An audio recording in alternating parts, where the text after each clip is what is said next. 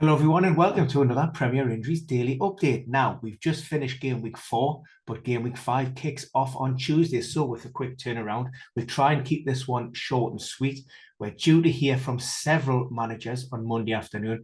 Let's say we have 4 games scheduled on Tuesday, so that's 8 managers potentially. However, a lot of post-match comments from the weekend will be used instead of press conferences. So, watch this space. Don't forget at Ben Dinnery at Premier Injuries on Twitter or the injury table at premierinjuries.com. So some of the main headliners from the weekend. Let's start off with Newcastle. 1-1 draw down at Molineux. Feeling the effect of that game down at Tranmere in the Carabao Cup midweek. We know Eddie Howe confirmed that Emil Kraft suffered a serious knee ligament injury. He will be scheduled for surgery. That's an ACL reconstruction, potentially season over for him. Get well soon. I mean, very, very unfortunate there. Elsewhere within that Newcastle squad, we've seen Alan Saint-Maximin got that equaliser late in the game. Fantastic volley. Unfortunately, it was his left hamstring that forced him off deep into time added on. Now, that came after a little bit of a run, felt a little bit of a tweak, so that doesn't look great, especially, like I say, with a quick turnaround. We're playing at Anfield on Wednesday night, so I'd be very surprised if Saint-Maximin was involved in that. Another one to keep an eye on. He did complete 90 minutes, but he felt his right hamstring at the beginning of the second half following a corner, and that was Kieran Trippier. Now, like I say, he played on through the rest of the game.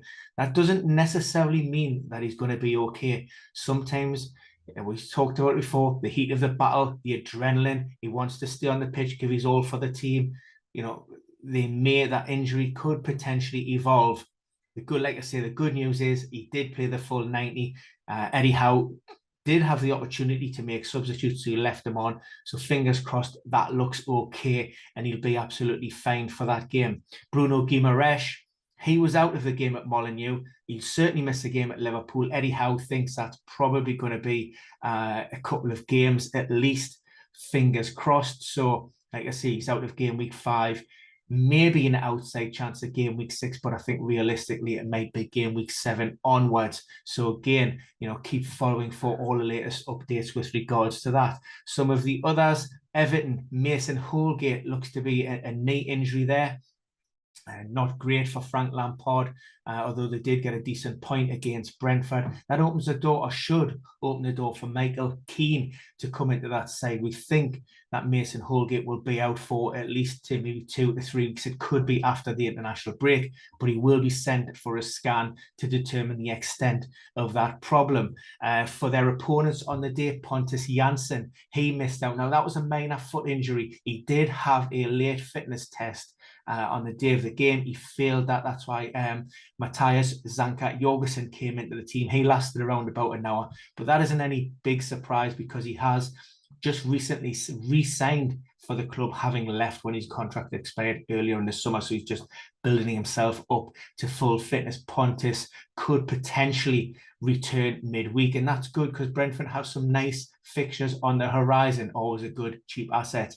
Graham Potter, he was forced to his first team change of the season.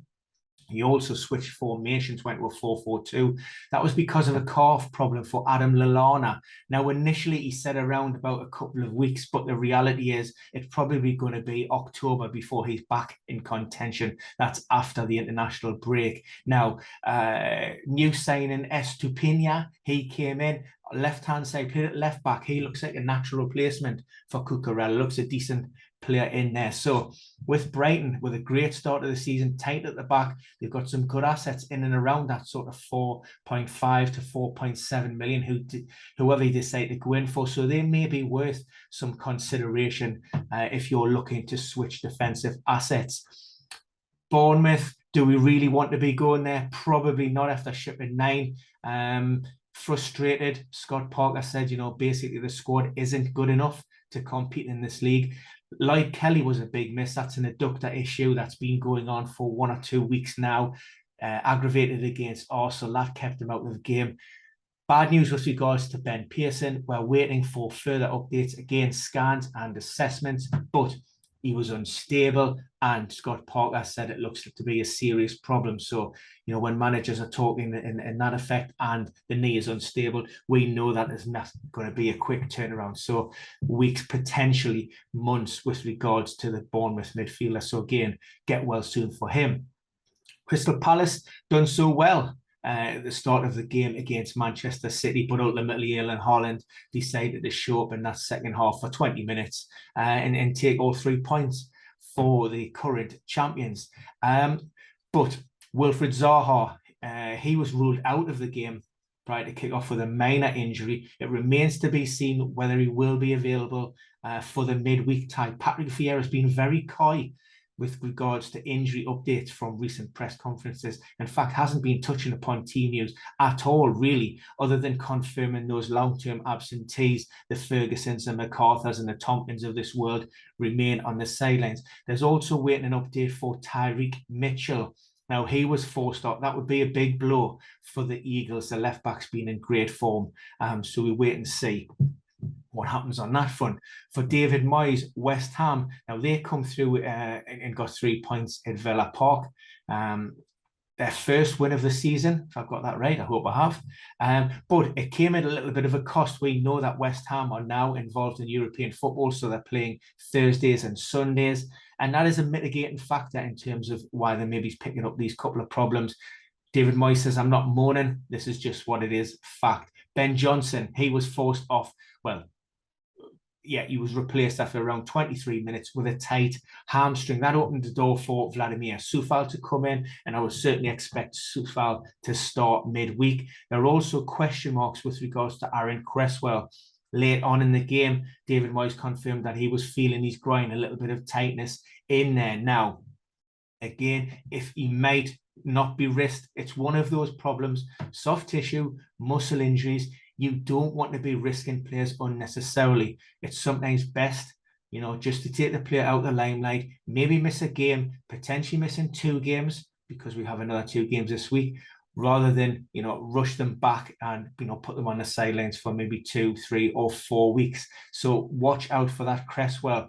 With regards to potential replacement within that Hammers team, now there's a couple of ways Moyes can go. If he wants to a back 3, or Bonner could sit alongside Zuma and Kira, or if he wanted to go with a back 4, then there's a possibility that he could drop Emerson in a little bit deeper. Of course, he made his debut, came off at half-time on Sunday, but that's fatigue related. It hasn't had a lot of first-team football, so again, just getting himself back up to speed. For Arsenal, Arteta was forced into a couple of changes, and that was mainly due to the fact that players complained of a couple of issues after training on Friday. Zinchenko, that was a minor knee issue. Now, he stands a good chance of recovering for that midweek tie, so he's well placed for that. That was purely a precautionary measure. Bigger concerns with regards to Thomas Partey. He was complaining of a thigh or quadriceps issue. We've seen these problems before. They have been ongoing. So that's a little bit of a red flag there. El Neni came into that Arsenal team. And of course, they made that come from behind win against Fulham on Saturday evening. And finally, Aston Villa. We've seen Callum Chambers start for the Villains after Tyrone Mings was missed out because of illness. We're not 100% sure if he'll be available for Wednesday night.